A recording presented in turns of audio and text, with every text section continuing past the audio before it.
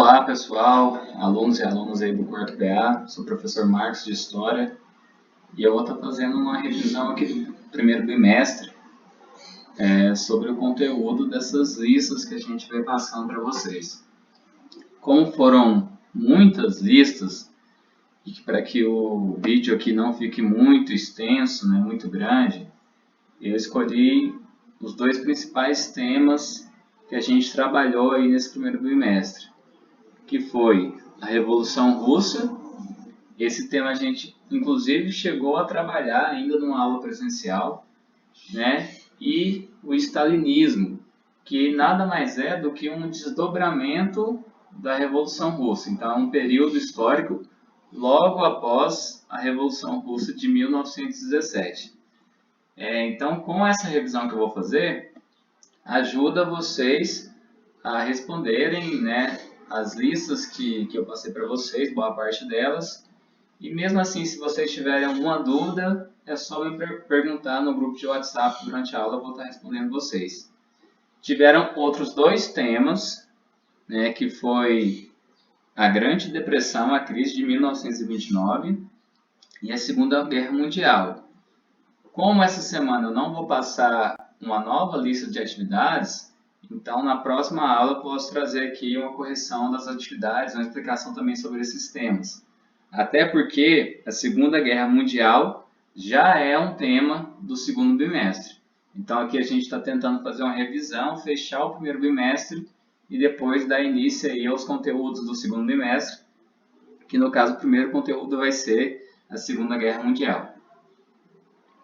Eu peguei algumas perguntas que foram até algumas questões que eu passei nas primeiras listas de atividades para vocês. Então, antes mesmo da gente caracterizar o que foi a Revolução Russa, tem uma pergunta importante aqui de entender qual que era a situação social, econômica e política da Rússia antes da Revolução que aconteceu em 1917. A Rússia, né? Durante um bom tempo, ela foi dominada por uma forma de governo que é chamada de czarismo, né? Czarista. Ou seja, o imperador, o nome do imperador era o czar. Ou seja, todo o poder político, todo o poder do governo, do Estado, estava centralizado nas mãos do czar, dele, da sua família, dos seus assessores. Então, eles eram o governo, a elite daquele país, né? E no caso da Rússia, todos os czares vinham dessa dinastia aqui, ó. Dinastia é a sucessão entre, né, os membros da família, que era a dinastia Romanov. Então, morria um czar, geralmente quem ia assumir era um dos filhos dele, irmão, enfim, algum parente desse czar que morreu. Mas geralmente a tendência era que fosse um filho. Durante um bom tempo, apesar da Rússia ser um país enorme, muito grande, se vocês forem pegar lá no mapa, mas primeiro, boa parte da Rússia é congelada, é gelo, então não é habitada. E durante muito tempo, durante esses governos dos czares, do czarismo, a Rússia foi um país agrário, ou seja, boa parte da população da Rússia era uma população rural, onde as cidades eram poucas e ainda pequenas. E a vida no campo era muito difícil para esses trabalhadores, para esses camponeses, porque eles tinham que pagar altas taxas de impostos, né, para o governo, para o czar, e sem contar que não tinha muita tecnologia, não tinha como produzir com tanta mudança no campo, o que tornava a vida mais difícil ainda. Ou seja, boa parte da população que vivia no campo na Rússia tinha uma vida muito precária.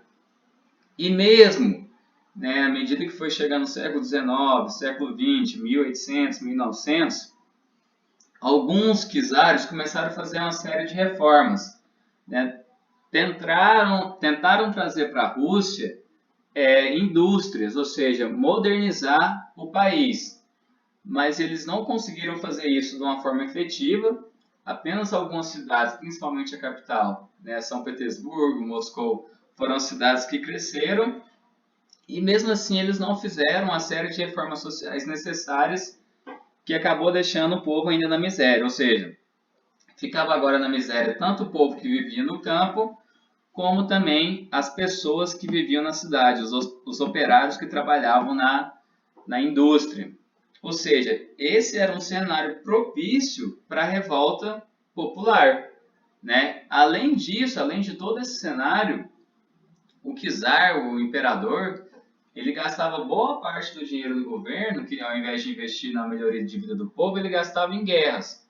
A Rússia entrou em guerra com o Japão, depois a Rússia vai entrar na Primeira Guerra Mundial, e essas guerras então consumiam boa parte do orçamento do país, o que, né, fazia e permanecia o povo na situação de miséria.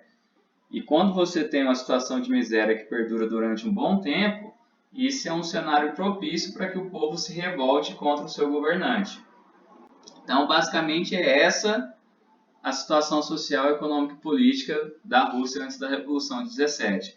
Uma situação social e econômica precária, ruim, né, com boa parte do país morando na população rural, e o regime político era o czarismo, todo o poder concentrado nas mãos aí do imperador, que era o czar. O fato dessa característica do governo do czar, né, da miséria, acabou que foi gerando uma oposição política também dentro da Rússia. E aí foi criado um partido de oposição ao governo do czar, que foi esse partido aqui, ó, o Partido Operário Social Democrata Russo. E aí está aqui a sigla dele. Ele era um partido de influência marxista, né? O marxismo é uma corrente filosófica de pensamento derivada dos escritos de um filósofo que chamava Karl Marx, que foi o cara que inventou o comunismo e o comunismo científico, né? Ele escreveu vários livros criticando a sociedade capitalista. Só que, dentro desse próprio partido, né, o Partido Operário aqui, que fazia oposição ao czar, existia uma divergências de ideia também. Os membros, né, internamente, os membros do partido tinham discordâncias dos rumos que o partido deveria tomar. E aí duas grandes alas foram formadas dentro do partido. Quais eram elas? Os mencheviques, né, aqui está o nome dos líderes dessa ala dos mencheviques, Martov e o Plekhanov. Eles tinham uma visão mais ortodoxa. O que é ortodoxa? Que seguia ao pé da letra os escritos do Marx. E por causa disso, o que eles defendiam? Para que tivesse uma revolução socialista, para que tivesse uma revolução comunista na Rússia, primeiro a Rússia deveria se tornar um país capitalista, ou seja, desenvolver sua indústria, desenvolver sua tecnologia, né, ficar um país rico.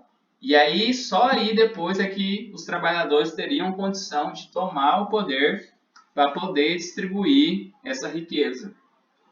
Já os bolcheviques, que eram liderados por Lenin, eles tinham uma visão um pouco diferente dos mencheviques. Eles falavam o seguinte: a gente não precisa esperar a Rússia se desenvolver primeiro, a Rússia ficar rica primeiro, para poder fazer uma revolução. Na verdade, a gente pode pegar esse povão aí que está insatisfeito com o governo do czar, o povo do campo, os camponeses, né, os trabalhadores da indústria, os operários, fazer uma aliança entre eles e tomar o poder, porque essa é a hora. Se o povo está revoltado, a gente não pode deixar ele nessa situação de miséria e a gente tem que fazer a revolução de imediato. Então, eram essas duas alas que existiam dentro do partido operário, os mencheviques e os bolcheviques. Né? Espero que tenha ficado fácil de entender o que cada um aí defendia. Então, agora entrando de fato no que aconteceu, que foi a Revolução Russa de 1917. Antes da Revolução de 1917, dada a situação ruim do povo, em 1905 ocorreram várias manifestações, né, pacíficas, onde o povo pedia melhorias para o czar.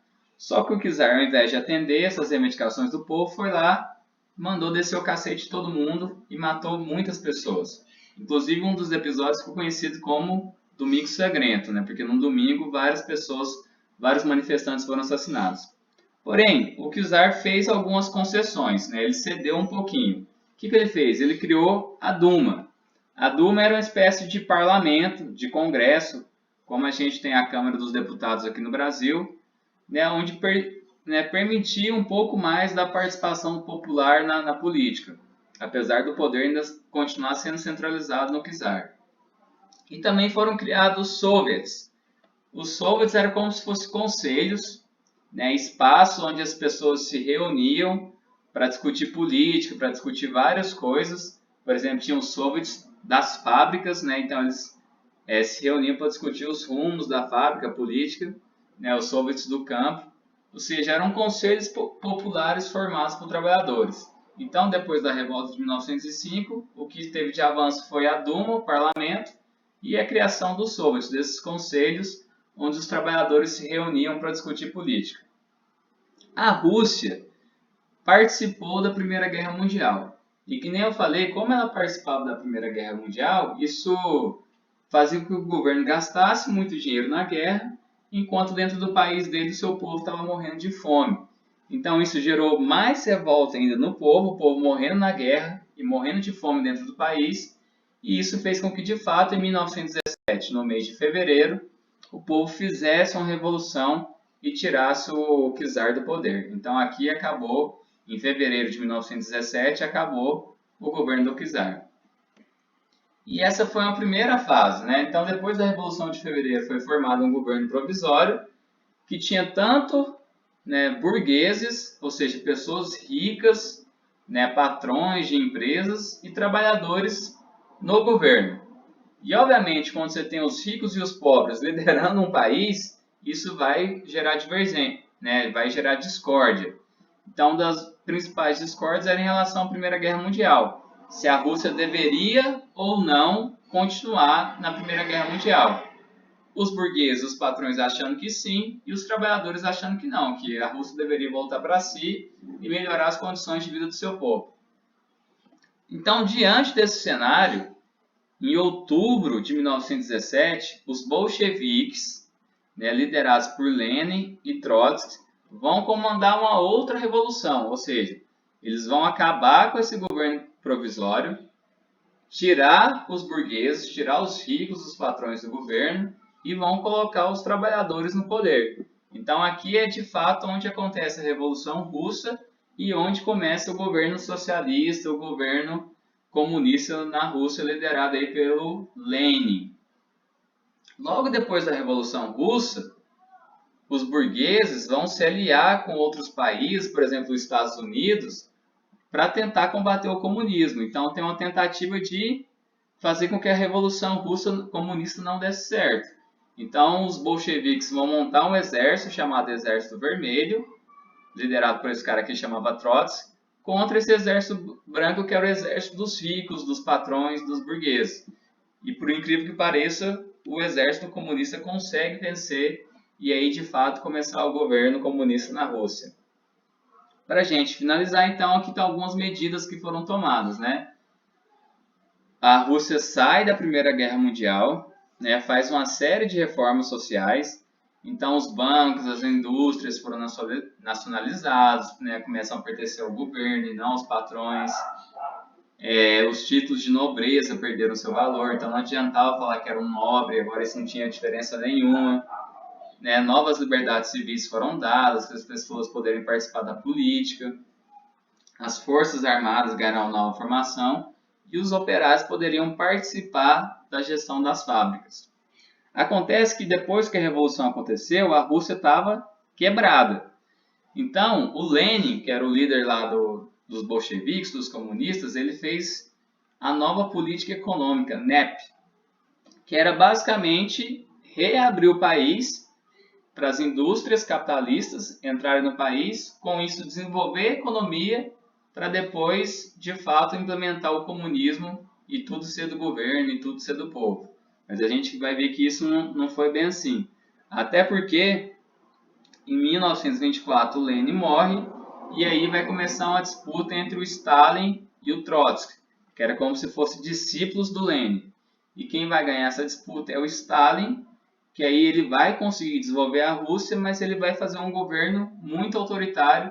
Quem se colocasse contra ele, ele mandava prender, mandava matar, considerado por muitos até um ditador. E é daqui que surge o nome, então, stalinismo, né?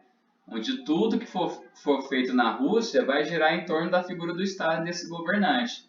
Então era um governo bastante autoritário, mas que conseguiu desenvolver muito a Rússia economicamente. Então eu vou encerrar a aula por aqui para não ficar muito extensa. E qualquer dúvida que vocês tiverem em relação às outras atividades, é só me perguntar na aula de WhatsApp, ok? Um grande abraço e até a próxima!